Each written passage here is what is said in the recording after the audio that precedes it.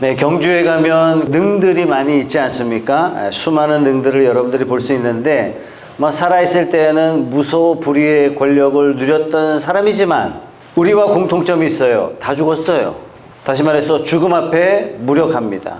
인류의 4대 성인 그러면 보통 세상 사람들이 공자, 석가, 마호멧 그리고 예수님 이렇게 이야기하는데 차원이 다르죠. 왜냐? 석가, 공자, 마호멧은 전부 다 죽어서 무덤이 있습니다. 지금도 그 무덤을 화려하게 장식하고 수많은 사람들이 숭배할 수 있도록 하고 있어요. 이거 뒤집어 놓고 보면 결국 뭐냐면 이들도 죽음을 이기지 못했다라는 증거죠. 다시 말해서 죽음 앞에 이들도 무력했다. 결국 죽음 앞에서는 공자나 나나 똑같은 거예요. 마호멧이나 나나 다 똑같은 거예요. 그러나 예수님의 무덤은 비었습니다. 예수님 부활하셨습니다. 예수님은 죽음을 이기시고 사망 권세를 이기시고 승리하셨습니다. 그러나 성경 당시에 예수님의 적들은 그 빈 무덤을 합리화하려고 무단히 애썼어요. 이런 노력은 예수님이 돌아가시자마자 즉시 시작됐습니다. 이미 예수님께서 제자들에게 여러 번 부활할 것을 말씀하셨고 3번이나 아주 심각하게 내가 부활한다 진지하게 말씀하셨고 또 예수님이 부활하실 것이다 하는 것을 이미 많은 사람들이 다 알고 있었습니다. 마태복음 27장 62절 이튿날 곧 예비일 다음 날에 대제사장들과 바리새파 사람들이 빌라도에게 몰려가서 말하였다. 각하 세상을 미혹하던 그 사람이 살아났을 때 사흘 뒤에 자기가 살아날 것이라고 말한 것을 우리가 기억하고 있습니다. 그러니 사흘째 되는 날까지 무덤을 단단히 지키라고 명령해 주십시오. 혹시 그의 제자들이 와서 시체를 훔쳐가고서는 백성에게는 그가 죽은 사람들 가운데서 살아난다 하고 말할지도 모릅니다. 그렇게 되면 이번 속임수는 처음보다 더 나쁜 영향을 미칠 것입니다. 빌라도가 그들에게 말하였다. 경비병을 내줄 테니 물러가서 제주껏 지키시오. 그들은 물러가서 그 돌을 봉인하고 경비병을 두어서 무덤을 단단히 지켰다. 어느 정도로 단단히 지켰어요? 봉인까지 했다는 얘기. 봉인했으면 빌라도의 명령 없이는 어느 누구도 그 무덤을 열 수 없다라는 것입니다. 봉인까지 하고 군인들까지 철저하게 배치한들 주님의 부활을 막을 수 있을소냐. 마태복음 28장 2절입니다. 그런데 갑자기 큰 지진이 일어났다. 주님의 한 천사가 하늘에서 내려와 무덤에 다가와서 그 돌을 굴려내고 그 돌 위에 앉았다. 그 천사의 모습은 번개 같았고 그의 옷은 눈과 같이 희었다. 지키던 사람들은 천사를 보고 두려워서 떨었고 죽은 사람처럼 되었다. 이제는 무덤을 지키던 경비병들에게 아주 큰일 난 일이에요. 무덤을 지키던 이 임무를 결국은 다 하지 못한 셈이 되니까 말이죠. 마태복음 28장 11절 말씀. 여자들이 가는데 경비병 가운데 몇 사람이 성 안으로 들어가서 일어난 일을 모두 대제사장들에게 보고하였다. 대제사장들은 장로들과 함께 모여 의논한 끝에 병사들에게 은돈을 많이 집어주고 말하였다. 예수의 제자들이 밤중에 와서 우리가 잠든 사이에 시체를 훔쳐갔다 하고 말하여라. 이 소문이 총독의 귀에 들어가게 되더라도 우리가 잘 말해서 너희에게 아무 해가 미치지 않게 해주겠다. 그들은 돈을 바꿔서 시키는 대로 하였다. 그리고 이 말이 오늘날까지 유대인 사이에 널리 퍼져 있다. 결국은 이런저런 얘기가 결국 뭡니까? 예수님의 무덤이 비었다. 이 사실을 지금 증명해 주고 있지 않습니까? 자, 그러면 과연 예수님의 제자들이 시체를 훔쳐가서 무덤이 비었었던 걸까? 지금도 유대인들이 그렇게 확신하고 있거든요. 우리가 그냥 좀 상식적으로 생각해 봐도 제자들이 시체를 훔쳐갈 수가 없어요. 왜냐? 예수님이 십자가에 달리셔서 돌아가실 때 예수님에 대해서 가장 실망한 사람이 누구죠? 실상은 제자들이에요.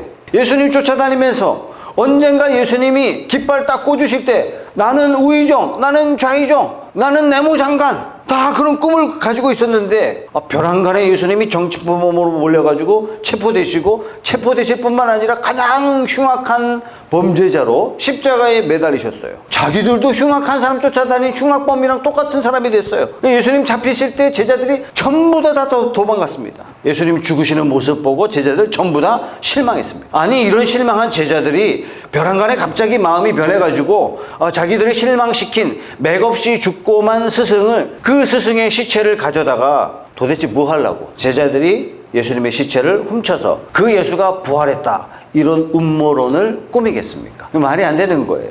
반역자로 몰리게 되는 거예요. 예수님보다 더 큰 처참한 형벌로 자기들도 죽을 수 있기 때문에 제자들이 이렇게 할 이유가 전혀 없는 겁니다. 사람이라는 게 잘 모르니까 혹시 제자들이 헷가닥해서 음모를 꾸밀 생각까지 했고, 그래서 예수님의 시체를 훔쳤고, 그래서 예수들이 뻥치기를 부활했다라고 그렇게 말했다고 칩시다. 예수님의 시체를 가져오기 위해서는 로마 군대를 물리쳐야 돼요. 예수님 잡으러 왔을 때 예수님의 제자들은 로마 군인들이 두려워서 다 도망갔어요. 이런 제자들이 무기 하나도 없이 완전 무장한 로마 군인들과 맞서서 싸우고 로마 군인들을 물리쳤고 거기다가 시체를 훔쳤고 예수의 부활을 조작했다. 이건 꾸밀 수 있는 일이 아니죠. 뭐 세상 일 모르니까 이렇게 음모를 꾸밀 생각이 들었고 웬일인지 용기가 났고 어찌 해서 로마 군인들을 물리쳤다 칩시다. 그렇다면 자기들이 뭔가 누려야 되잖아요. 뭔가 위험한 일을 할 때는 그 위험한 것을 보상할 만한 큰 이득이 있어야 되잖아요. 그죠?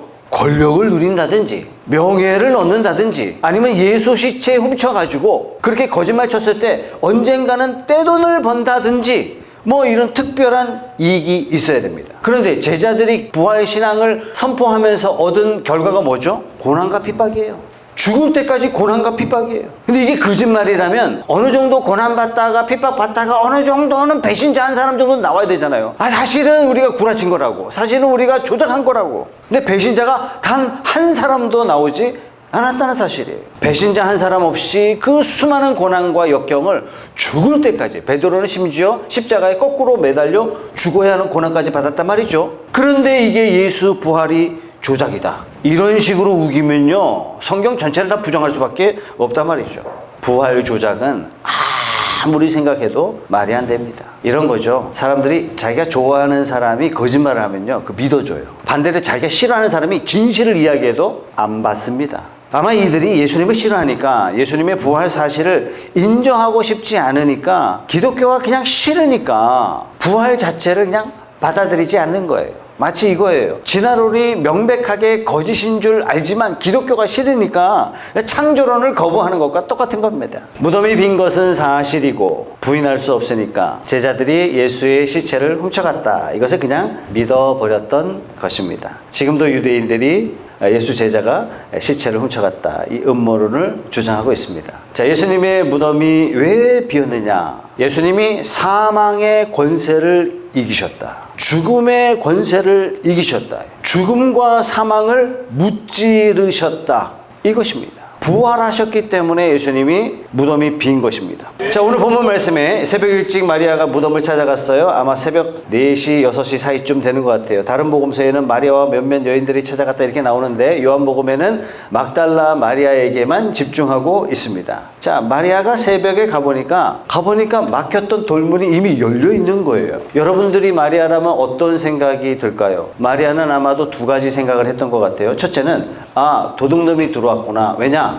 이 무덤 자체가 부잣집 무덤이에요. 부잣집 무덤에는 도둑놈이 많았습니다. 왜? 시신 옆에 침향, 모략, 유황 뭐 이런 값비싼 물건들이 상당히 많았기 때문에 이것들을 훔쳐가는 일들이 빈번하게 일어났다. 이게 고고학자들의 설명이거든요. 그래서 마리아에게 첫 번째 든 생각이 뭐냐면 누가 예수님의 시체를 훔쳐갔나 보다, 이런 생각을 했던 것 같아요. 두 번째는 마리아 마음속에 적들이 예수님의 시체를 가져가지 않았을까. 여러분, 부관참시라는 사자성어 아세요? 부관참시, 관을 쪼개어 시체를 가른다, 이런 사자성어입니다. 이런 거예요. 원수를 죽였는데 이 무덤까지 들어갔는데 한이 안 풀린 거야. 그래서 시체를 꺼내가지고 목 자르고 팔 자르고 다리 자르고 다 하는 거예요. 시체를 널어놓는 거예요. 아주 잔인한 원수 갚는 방법이죠. 그러니까 마리아 무슨 생각했냐면은 예수님의 적들이 예수를 십자가에 못 박고도 분이 안 풀려서 그 예수를 무덤에서 꺼내가지고 안갚음을 했나 보다, 이런 생각이 드니까 여인으로서 마리아가 할 일이 아무것도 없는 거예요. 그래서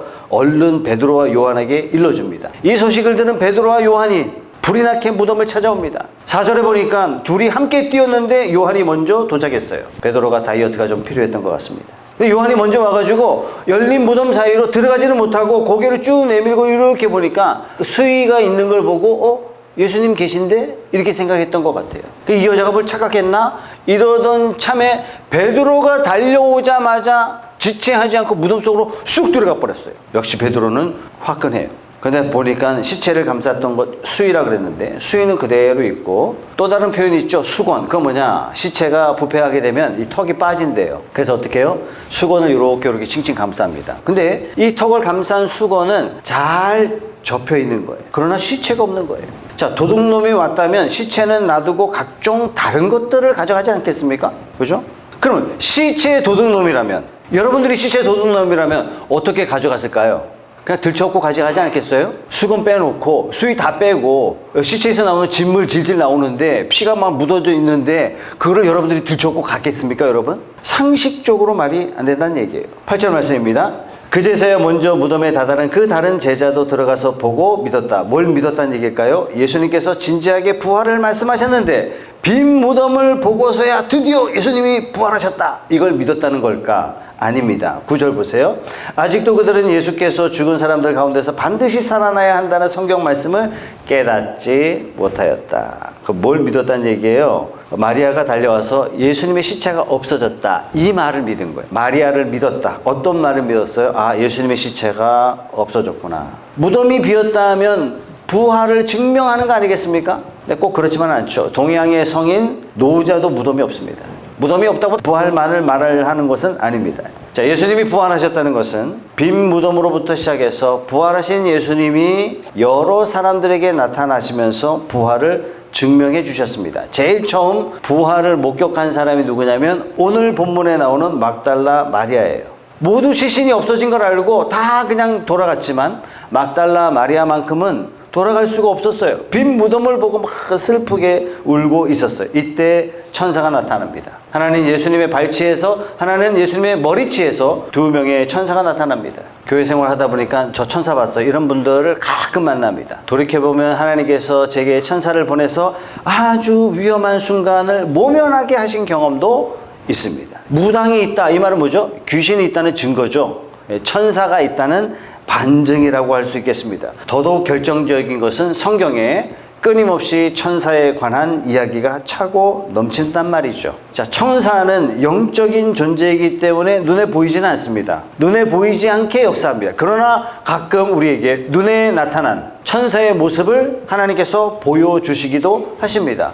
대표적인 게 창세기 18장이죠. 아브라함이 손님을 그냥 영접했어요. 극진히 영접했는데 알고 보니까 천사인 거예요. 뭐 어떤 모습으로 나타났어요? 옆집 아저씨 모습으로 나타났단 말이에요. 그래서 히브리서 13장은 나그네 대접하기를 게을리하지 마십시오. 부지 중에 자기도 모르는 순간에 천사를 대접할 수 있습니다. 이런 말씀이 있는 겁니다. 막달라 마리아가 지금 천사를 보고 있는 거예요. 그런데 천사라는 게 뭐 전혀 그냥 사람 둘이 서 있는 것처럼 마리아는 느꼈어요. 그러니까 울고 있는 이 마리아에게 천사가 왜 우느냐? 우리 주님을 누가 훔쳐갔습니다. 어디 있는지 모릅니다. 그리고 뒤돌아섰는데 예수님이 계신 거예요.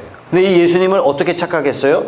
동상지기인가 보다 이렇게 착각했단 말이죠. 그래서 알려주십시오. 어디 있는지 제가 모시고 가겠습니다. 이때 부활하신 예수님이 마리아야 이렇게 말씀하시자 순간 막달라 마리아는요 주님의 음성을 알아들었어요. 그래서 주님께 막 달려들어서 예수님을 만지려고 할 때 아직 손대지 마라. 내가 아버지께로 올라가지 않았다. 이때 옛날에 예수님이 하신 말씀이 막달라 마리아의 마음에 생각났던 것 같아요. 요한복음 14장 18절입니다. 다 같이 한번 읽어보죠. 시작. 나는 너희를 고아처럼 버려두지 아니하고 너희에게 다시 오겠다. 16장 22절입니다. 시작. 이와 같이 지금 너희가 근심에 쌓여있지만 내가 다시 너희를 볼 때에는 너희의 마음이 기쁠 것이며 그 기쁨을 너희에게서 빼앗을 사람이 없을 것이다. 이런 약속의 말씀들이 생각나면서 약속하신 말씀대로 이제 주님이 오셨구나. 이제는 됐다. 그리고 막 주님께 매달리려고 했어요. 주님이 약속하신 게 뭐죠? 내가 너희와 항상 같이 있어주겠다. 어떻게 해요? 성령님을 보내서 그분으로 하여금 이런 약속의 말씀이잖아요. 그래서 예수님께서 나한테 매달리지 마라. 나를 붙잡지 마라. 이렇게 말씀하시면서 아직 성령이 내리지 않았다. 기다려라. 성령을 보내주겠다. 내가 우선 하늘나라에 올라가야 된다. 손대지 말아라. 자, 이 순간은 마리아에게 마리아의 깊은 슬픔이 기쁨으로 바뀌는 순간 마리아의 괴로움이 기쁨으로 바뀌는 순간, 마리아의 절망이 소망으로 바뀌는 그런 순간입니다. 우리 18절 다 같이 한번 읽어보겠습니다. 시작. 막달라 사람 마리아는 제자들에게 가서 자기가 주님을 보았다는 것과 주님께서 자기에게 이런 말씀을 하셨다는 것을 전하였다. 우리 예수님의 무덤이 왜 비었죠? 예수님께서 부활하셨기 때문에 무덤이 비었습니다. 예수님이 부활하심으로써 뭐가 증명됐죠? 죽음이 예수님을 가둬두지 못했다라는 겁니다. 예수님이 우리 대신해서 죄를 지셨기 때문에 죽음도 어떻게 했어요? 우리를 대신해서 죽음을 이기신 거예요. 예수 믿는 자는 장차 죽음을 이기게 될 줄 믿으시기 바랍니다. 그게 뭐예요? 그게 부활이잖아요. 그래서 예수님을 주님으로 영접한 자들은 죽음을 두려워할 필요가 없어요. 그래서 예수 믿지 않는 장례식은 속절없는 슬픔이에요. 속절없는 슬픔. 예, 기독교인 장례식도 슬픕니다. 그런 대책 없는 슬픔이 아니에요. 희망과 소망으로 가득 찬 그런 슬픔이에요. 그래서 성경에 보면 죽은 자를 향해서 가끔 뭐라고 말씀하세요? 잔다, 잠들었다, 이렇게 말씀하시는 거예요. 마치 잠과 같이 우리가 잠깐 자고 일어나면 새날이 시작되는 것처럼 우리가 잠시 자고 나면 내 고난과 아픔과 슬픔과 내 눈물과 탄식을 이해해 주시는 우리 하나님이 나를 만나 주시고 내가 지금껏 경험했던 모든 상처를 다 싸매 주시는 줄 믿으시기 바랍니다. 고단한 하루 잠자리에 다 들면 우리가 기쁘잖아요. 마찬가지예요. 주님 사명 다 감당하고 영혼 구원하여 제자 삼으라는 사명 감당하고 좋은 목장 되도록 기도하라 이 사명 감당하고 어떻게 해서든지 목장에 초대하고 한 사람이라도 정착시키려고 이러다가 죽음을 맞이한다면 죽음도 달 것 같습니다. 그런데 영혼 구원하여 제자 삼는 건 없고 막 이러다 죽음을 맞이하면 이래 죽어도 되나 한숨만 나올 것 같아요. 복음 전하라는 이 사명, 살아있는 동안만 주어진 우리의 제1과제입니다. 여러분 왜 돈 벌어요? 왜? 복음 전하는 데 쓰려고. 하나님께서 왜 나에게 진급을 허락하십니까? 높은 직책으로, 영향력으로 복음 전할 능력을 우리에게 주시는 거예요. 이 사명 잊지 않고 사명 감당하는 저와 여러분들 다 되시길 주님의 이름으로 소원합니다. 성도 여러분, 아직도 죽음을 두려워하시는 분 계십니까? 죽음은 우리에게 잠입니다. 잠깐 잠들고 나면 더 밝은 세상, 더 아름다운 세상 우리를 기다리고 있습니다. 죽음은 정복되었습니다. 이것을 증명하는 것이 예수님의 빈 무덤입니다. 예수 믿는 자는 죽음은 관문에 불과합니다. 부활의 소망, 부활의 기쁨, 천국의 소망, 이걸 가지고 사는 저와 여러분들이 다 되시길 주님의 이름으로 소원합니다. 그러나 진정으로 예수님을 주님으로 영접하지 않은 사람은 예수님이 천국에 데려갈 수가 없어요. 왜? 이미 그 마음에 거부하고 있기 때문에 그렇습니다. 그렇기 때문에 예수 믿지 않는 사람은 죽음이 제일 두려운 것입니다. 이 세상이 아무리 힘들고 어렵다 할지라도 그래도 이 세상은 하나님이 주관하시기 때문에 조금 나아요. 그러나 지옥은요, 하나님의 은혜와 사랑과 자비가 손톱만큼도 없는 것입니다. 돌이킬 수 없는 것입니다. 아직 예수님을 주님으로 영접하지 않은 분이 계시다면 예수님 주님으로, 예수님을 내 인생의 주인으로 영접하시고 빈 무덤을 찬양하는 그런 저와 여러분들이 다 되시길 주님의 이름으로 소원합니다.